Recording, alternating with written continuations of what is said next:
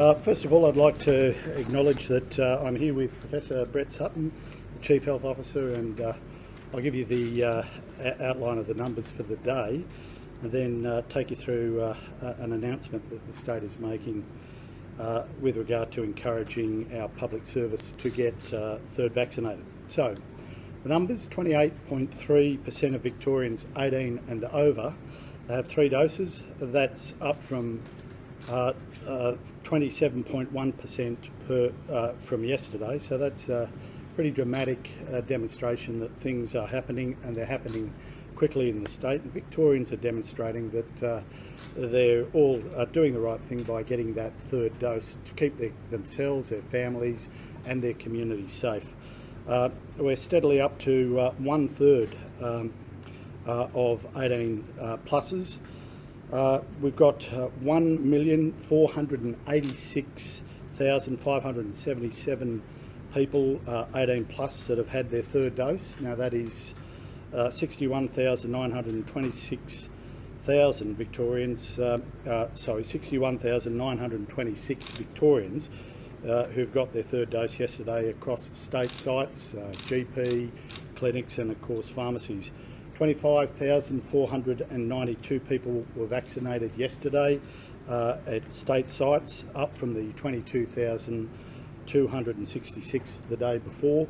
That's of course a dramatic improvement, and it is demonstrating that the momentum is building towards those vaccinations. And of course the third doses are vitally important. It's not a completed regime as it stands at the moment until you've got those 3 doses. They're vitally important to keep you safe. More than 60,000 people who are aged 18 plus are booked in to receive their third dose over the next 7 days. With more than 150,000 third dose appointments that are available for people to take up over the next 30 days. So I would encourage you to get out there and make the inquiries to get those vaccination appointments where you can. As a reminder, that walk-ups are available during our 4-day vaccination blitz as well. With regard to children, more than 25,000 children aged between 5 and 11 are booked in to receive their first dose over the next 7 days.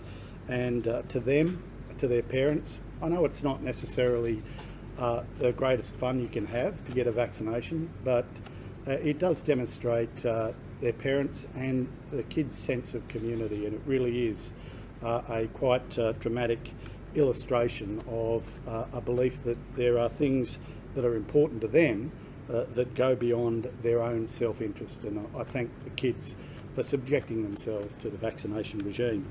We've got more than 54,000 appointments available for the next 30 days.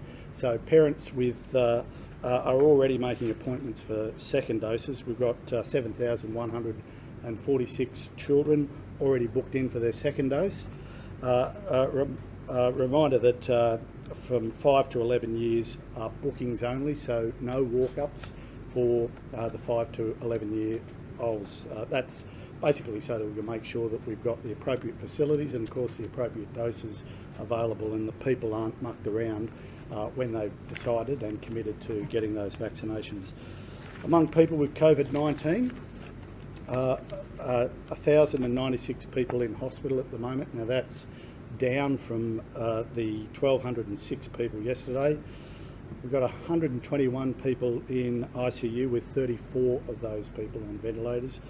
And sadly, of course, 20 people passed away from COVID over the last 24-hour period. And look, I do make the point that everything we're doing is aimed at securing public health and well-being.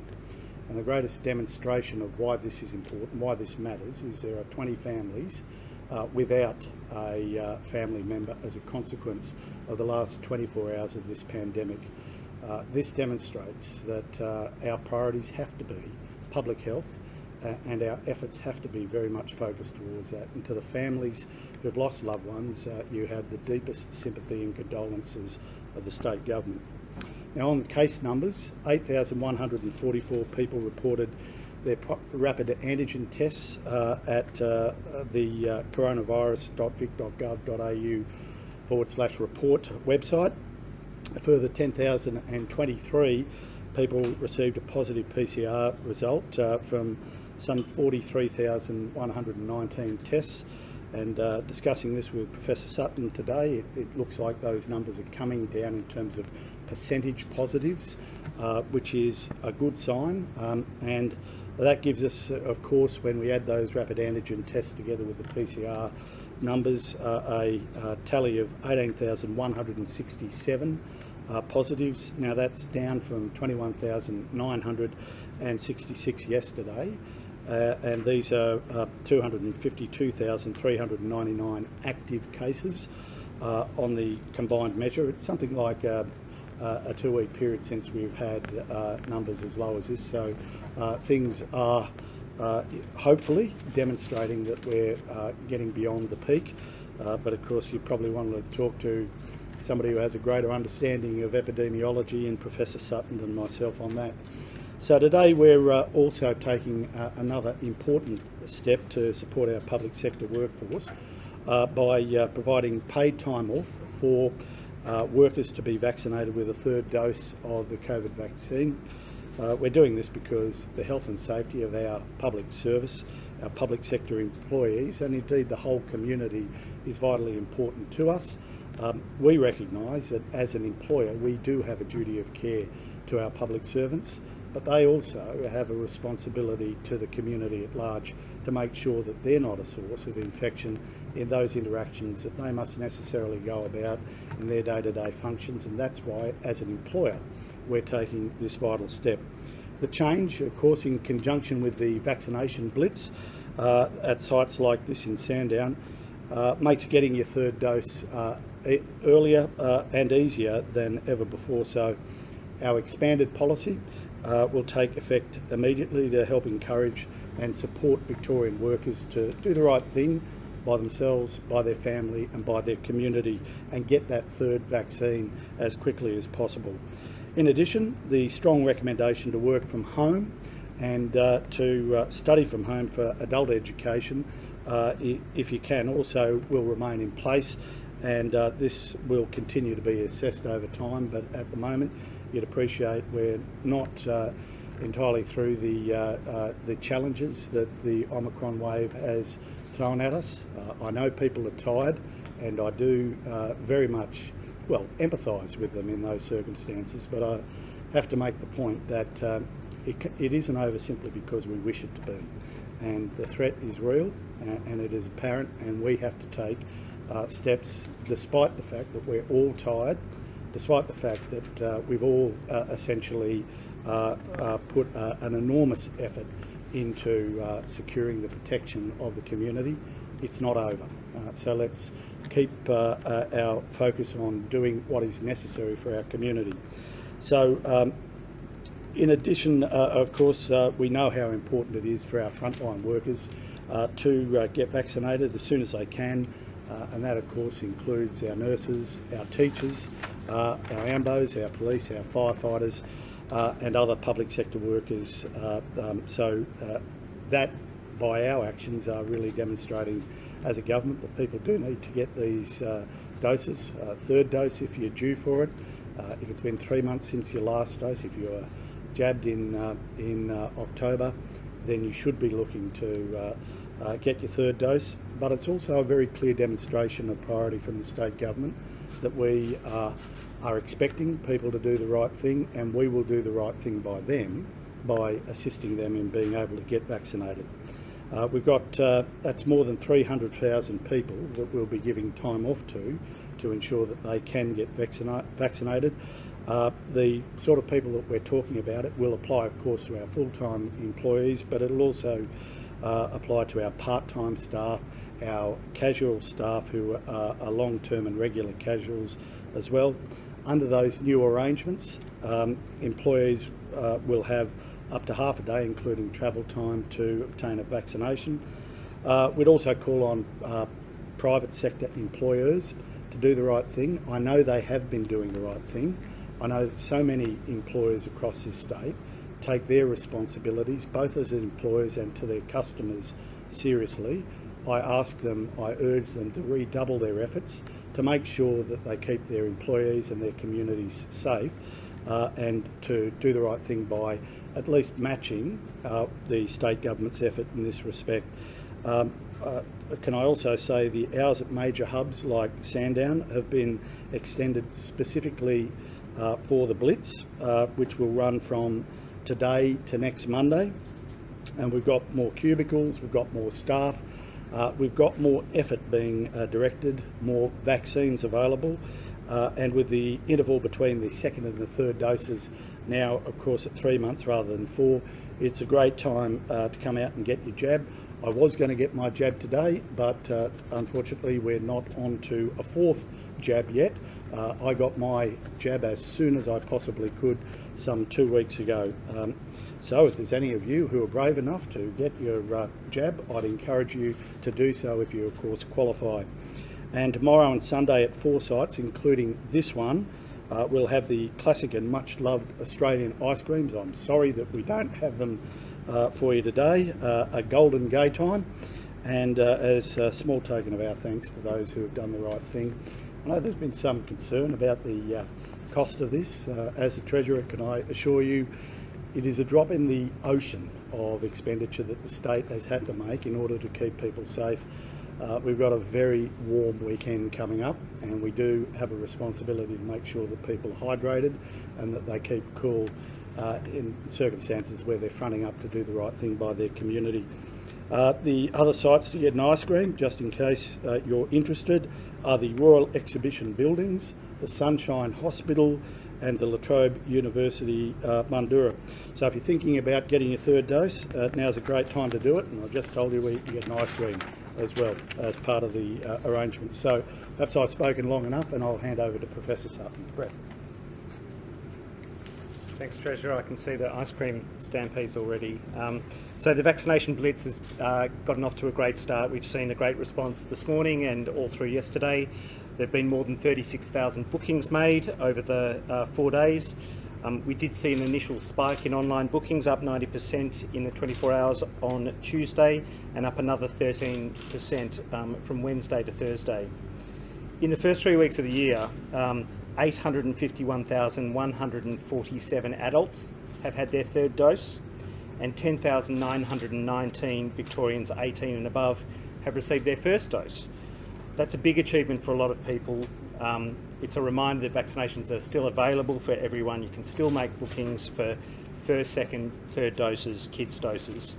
And even if you're just starting, we're here to support you to get vaccinated. You will not be judged if you've not been vaccinated up until now. You will not be judged if you're coming with some reluctance or having had a different view about vaccination in the past.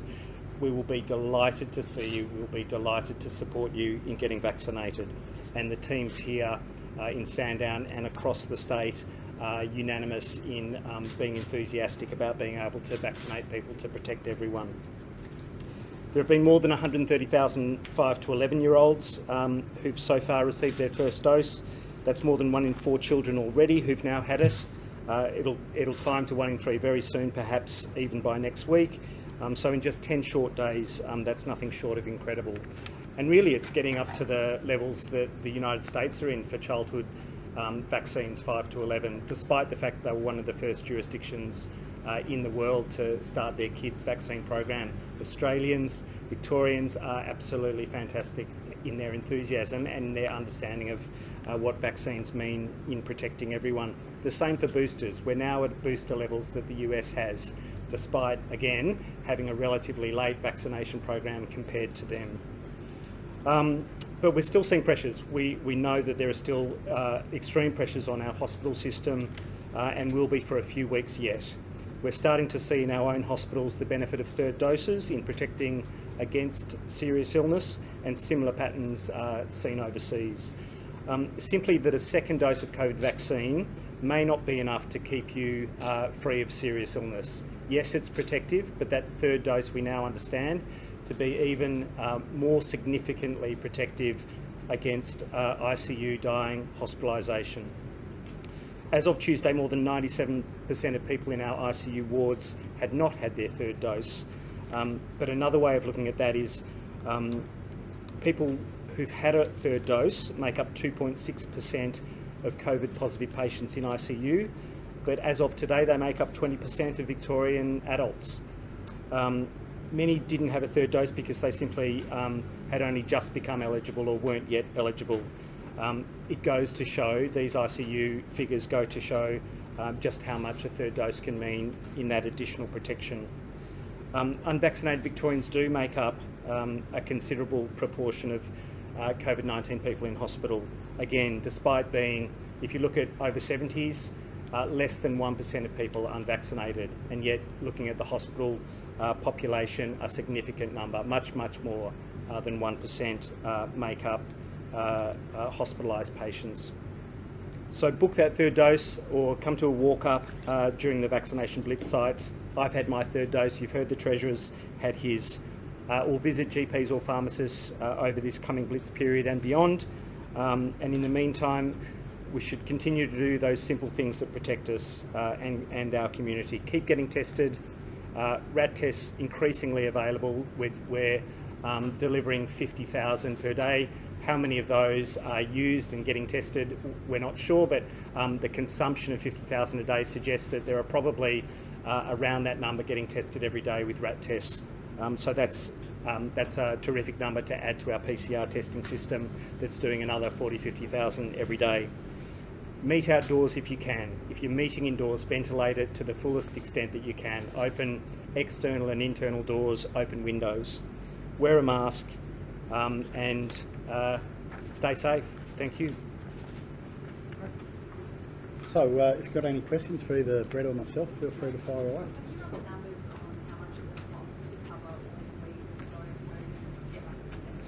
Yeah, look,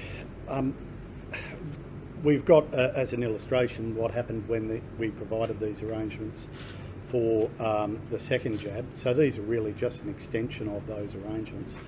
And basically we said each agency and department should bear those costs unless it had a substantial additional cost to them. And generally that would be in circumstances where they have minimum staffing requirements and they have to backfill. We have had no claims from any agency so far. I'm not saying that we won't have any, but this looks like it'll be borne internally by those agencies. Treasurer, do you expect to mandate, and forgive me if it already is, but do you expect to mandate the booster for the entire public sector? Well, that's ultimately, I think, a matter for orders that will be provided to government around public health advice. But as you'd appreciate, we are moving increasingly to a 3-jab regime, and whilst we have to await that advice, and ultimately these are decisions that the Health Minister makes under the new regime about what arrangements are to be put in place, he has to take advice from the experts on this, and we'd have to wait for that. Do you expect, or are you planning to mandate the booster for the construction sector as early as the next couple of days? I don't know.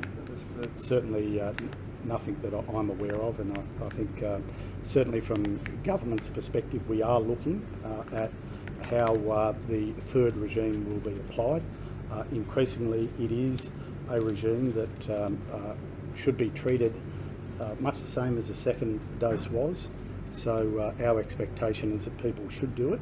They should do it for their health, they should do it for their community, but we're not ruling out the need for mandating going forward. Could I put that question to the Chief Health Officer, if that's okay? Brett, as the Chief Health Officer, do you expect to give advice to Minister Foley or Minister Molino in acting presence to mandate the jab throughout the entire public service and or the construction sector? Look, the request hasn't come to me yet. Very happy, of course, to provide advice on that should that request come through. The benefits of the third dose are very clear, but as the Treasurer said, there's a lot about our personal sense of responsibility that's going to get us a long way there.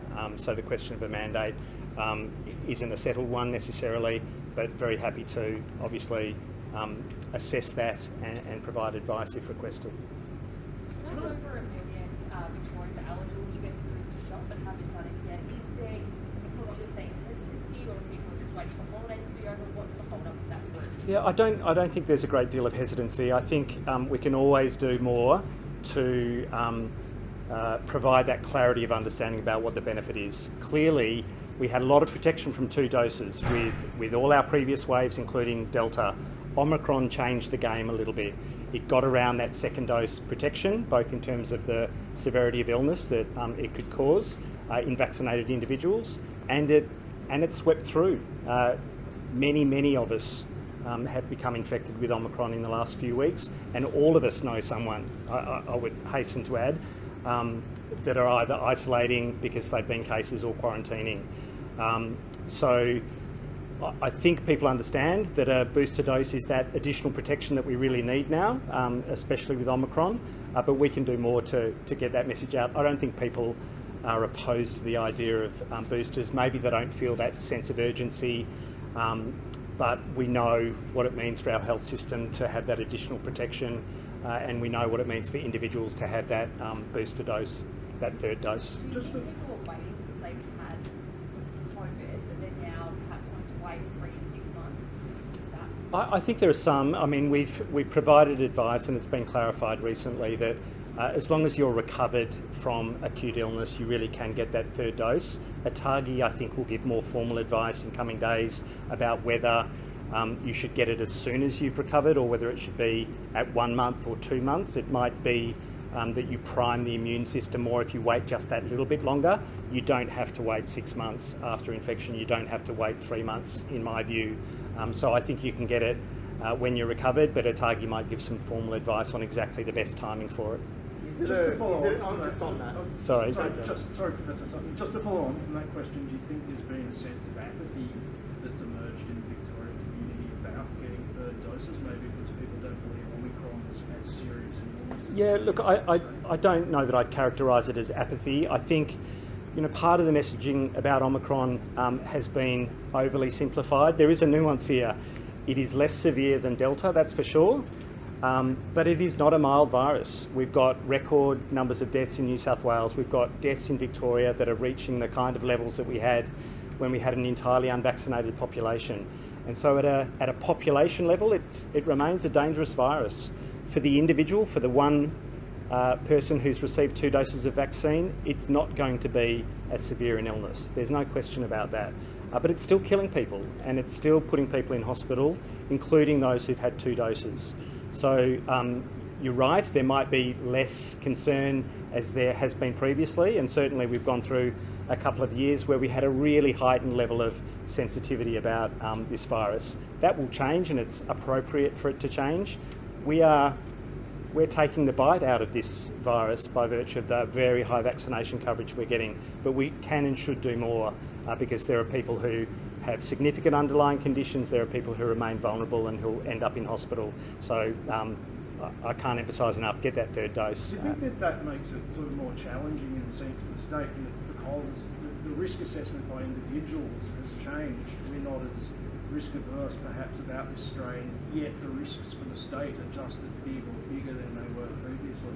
Yeah, I think that's a difficult issue to get across. People will make their own individual risk assessments, that's true. I want them to try and see things through the lens of a healthcare worker, because healthcare workers are telling you that they've had 3 tough years. They're continuing to work as hard as they ever had, and they're continuing to see people who shouldn't be in hospital, people who could have gotten their 3rd dose, or people who are unvaccinated and haven't got their 1st dose. So if you can try and see it through the eyes of a healthcare worker, and it's not just about the burden for the state, it is about the fact that these are real families, these are real people who are losing their lives, who are being left with significant ongoing medical issues because of severe illness. Brett, just going back to your advice on Is it a relief to see the case numbers tracking downwards in recent days, and how do we think that's going to go? Yeah, I think so. As I've said earlier, there is some uncertainty. We don't know about some cases that might be out there that haven't gotten tested, maybe people with no symptoms whatsoever who simply aren't getting a prompt to test. We know that the turnaround time for our PCR testing is much better now, really back to normal, but we can get more RAT tests out there, and we need to. So there might be some people who aren't getting tested because they're not getting access to tests, but the wait times have come right down, half an hour. in most test sites routinely. So I hope that what we're seeing as our peak of numbers is real. I think it is, and we're on the downslope. That said, ICU hospitalisation is probably more getting to peak rather than being on the other side. Has the state government done any sort of modelling or studies on what you think the true rate of infection is in just following up on that? It's very hard to do. I think we're looking to overseas examples about where things turn around and what kind of assumptions there are there. It may be that there are lots of asymptomatic people who are contributing to natural herd immunity, but we can't know for sure. There might be other factors at play, and unless you do a very large kind of serological survey, blood tests in hundreds of people or thousands, then you can't know for sure. I just want to go back to your answer to Chanel's question, just follow up what you're saying about the advice for when to get a booster dose if you've had COVID. So you're saying ATAGI is obviously working on its own advice. From your understanding as a clinician, do you think there is any disadvantage to getting it immediately after recovery? There's very little disadvantage. I think we're going through a phase of the pandemic where it's everywhere. Omicron is literally everywhere, and so you will have some natural protection from being recently infected. It's likely to last for a month. We don't know how much longer beyond that it lasts. So if you're recovered, getting it at that 1 month mark I think is okay. ATAGI may well look at the evidence and say, you're probably protected for a couple of months from natural infection, but then it's appropriate to get a real prime to your immune system with that third dose, because Omicron reinfections have occurred and it's not going to provide long-term immunity. That's also pretty clear from the science. So that applies to both an Omicron and a Delta infection? Yeah, look, the fact that Omicron has infected people who've been previously infected with Delta means that it can get around that natural immunity. The other thing to note is we're at 100% or very close to 100% of Omicron in the community now. It's probably more like 50-50 in ICU or in hospitalised patients, but for the community cases, overwhelmingly Omicron. And you said Omicron reinfections can occur. Is that, when you say that, do you mean someone with Omicron can get Omicron again, or is that Delta then Omicron? Well, essentially I'm saying that people who've had infection with Omicron and just had the natural immunity, that's not going to be long lasting. So whatever other variant comes, including being re-exposed to Omicron, is a risk. And just on the numbers, maybe past the peak, but in 2 weeks' time, we'll probably see a lot more people go back to offices. They've been coming back that month, and school will go back. All the numbers tend to go up again. I think there'll be a challenge with schools to some degree. Clearly there'll be some kids who are cases who'll turn up for school. That's why all of those mitigations are really important, and kids need to do that twice weekly rapid antigen testing to make sure that they're not taking it into schools. But it's a new movement of kids. They're going to be interacting with more children than they have through this holiday period. It applies in workplaces as well, but we have to assess that work from home recommendation really on a week-by-week basis, and we'll do it as schools come back and looking at the numbers then. Can I ask the Treasurer, just many businesses believe that we're currently in a state of what they call a shadow lockdown, because ultimately people are making a conscious decision to stay at home. They're obviously having to work from home, and there's less people obviously at major events like the AO. Have you looked at whether for business stimulus is needed for the sector, given that some hospitality venues and other businesses are really struggling because of this prospect? Well, I think it would be true to say that this is not a across-the-board economic recovery, but an economic recovery is underway, make no mistake about it. There are still some industries, still some businesses that are doing it tough, but the state has allocated some $13 billion worth of assistance, $3 billion of which have been allocated from the federal government for business and business support. We only recently announced, of course, the extension of the commercial tenancy relief scheme. And from the government point of view, of course, we continue to operate in cooperation with the federal government, the tax rebate scheme that they've got in place for businesses where they can claim against prior year taxes for losses has been extended. So from our perspective, we are of course monitoring the situation. The economic effect of this event, the Omicron event, is very different from the Delta event, might I say, and all the advice we have is that it is a substantially lesser event.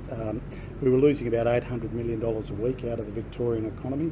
The latest advice I'm hearing is closer to $30 million a week. So we're keeping a close eye and monitoring that, and certainly I don't want to make light of the fact that $30 million compared to $800 million sounds like a small amount, but it is still having a dramatic effect upon those businesses that have been hoping that there will be a substantial turnaround. But 4.5% unemployment, looking at the fact that we have the highest consumer confidence in the nation of any state at the moment, is a demonstration that the recovery is underway, and we are monitoring the situation to make sure that the interventions we make best secure the well-being of the community and business. And quite frankly, my view at the moment is our greatest investment is in public health. Is that 30 million a week? Yes. Do we know when we're going to learn more details about what's going to happen with schools when it comes to testing, how that's all going to work? Obviously, it's getting crunch time. Do we know when we're going to get those finer details? Well, I am advised that school returns on the 31st of January. It's been a while since I was conscious of those dates, but can I say that the government is, of course, working on that, and I expect that the Education Minister, the Deputy Premier, will have more to say in the not too distant future. Treasurer, can I ask about elective surgery? Is there any room to move around, the category 2, 3 surgeries that might only take, say, a day procedure? A number of surgeons I've spoken to said, look, there needs to be a bit more flexibility around that in the health system. What would be your government's response to that? Well, I think we're doing whatever we can to ensure, firstly, that we secure people's health and well-being, but secondly, to recognise that the impact that this has had on elective surgery is quite substantial on individuals. We understand that. We understood that the decisions that were made around IVF had quite a dramatic and traumatic effect upon so many people, and we've apologised, of course, for that effect, and we're expecting to be back to full speed within a matter of days through our IVF regime. Can I say that we will have to take health advice, and the controller, I think, is a responsible person for that, and we'd expect obviously to be guided by their view about what is the safest and most effective way by which we can open up, not putting people at risk, but also recognising that we have to balance the level of inconvenience that they've been suffering due to the elongation of these regimes. We're trying to get that balance right. The most important thing is to deal with the public health challenge at the moment.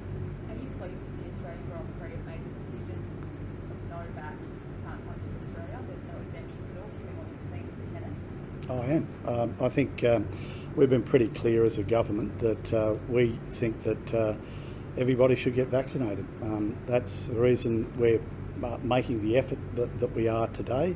It's why we've made this effort every day consistently. Vaccinations keep your community safe and secure. But I'd also make the point that public figures, and sporting figures are public figures, they have a responsibility to their fans and to the community at large.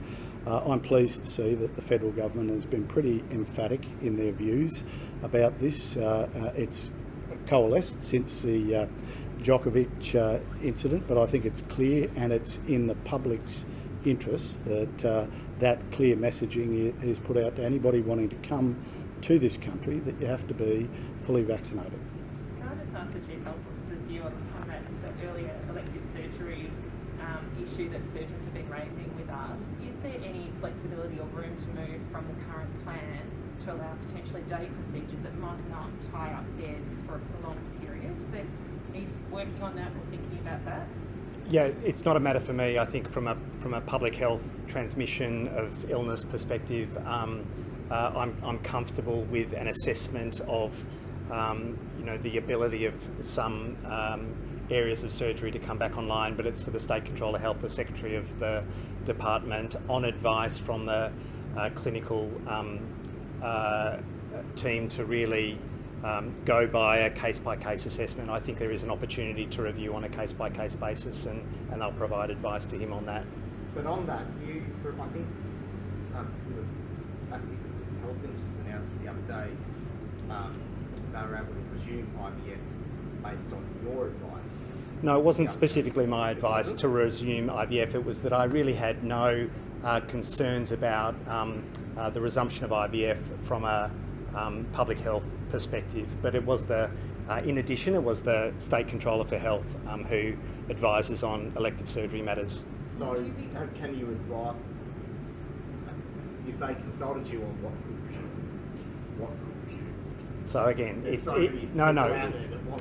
yeah, indeed. And look, chemotherapy. it's an issue of beds, it's an issue of workforce, it's an issue of theatre availability. They're not issues that I oversee. I will look at whether there are public health implications for the resumption of any of those and advise in that regard, but the clinical team will advise the State Controller on those matters. Because, sorry Brett, just to be really clear on this, the media release which announced that IVF was back, the first lines were following advice from the Chief Health Officer, IVF can resume. So you're just to be clear, you're saying that's not just your call. It's not just my call. Of course I provided advice. It's not just a clinical call, is that right? That's correct. Okay. And just to be clear, thanks Brett, this is about the effective deployment of resources where we've got a capacity to deal with it and deal with the greatest public good, that is to ensure that the greatest deployment of resources goes to where the greatest need is. That's what the controller effectively makes judgments about. I also want you to just spare a thought for our health workers at the moment. I'm sure everybody does. They are doing an amazing job, but they are exhausted, and we need to basically provide them with the bandwidth and the capacity to be able to do their job to the best of their capacity, and that's essentially what the controller turns his mind to. Brett turns his mind to what the public health, whether there's an acceptable public health setting, and then we talk about the deployment of the resource to deal with all the competing needs across the community. Is there a question, I think is what you were referring to before, where we're hearing from surgeons who say that they're working half a day, do another half day of surgery for people, but because of the code round, they're now not allowed to, so they're simply just going home. They're not being redeployed anywhere else as such. So is it a case that there are people in the healthcare system that are now not working or working half days, and that's just part of the code round, that you can't go through every individual setting and check what will happen and what can't? Is that the consequence? I think that's probably right. I mean, the truth is, and I'm not a health expert, so you're probably asking entirely the wrong person here, but you would expect that in circumstances where the systems are being changed, the resourcing allocations differs. And in practical terms, the challenge for the controller is to make sure that those resources that are currently underutilised are effectively utilised, and that's what he turns his mind to. That's the challenge that confronts us.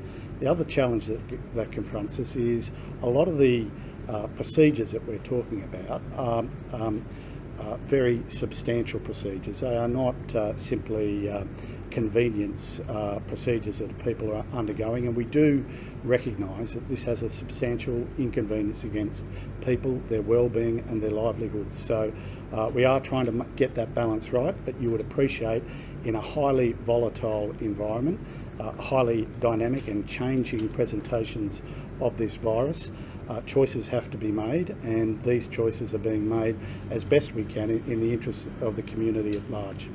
Earlier in the conference, the Chief Health Officer said that some people might have been able to test more with rats if there'd been more access, and still some people don't have access to rapid antigen tests. Should the government or the Chief Health Officer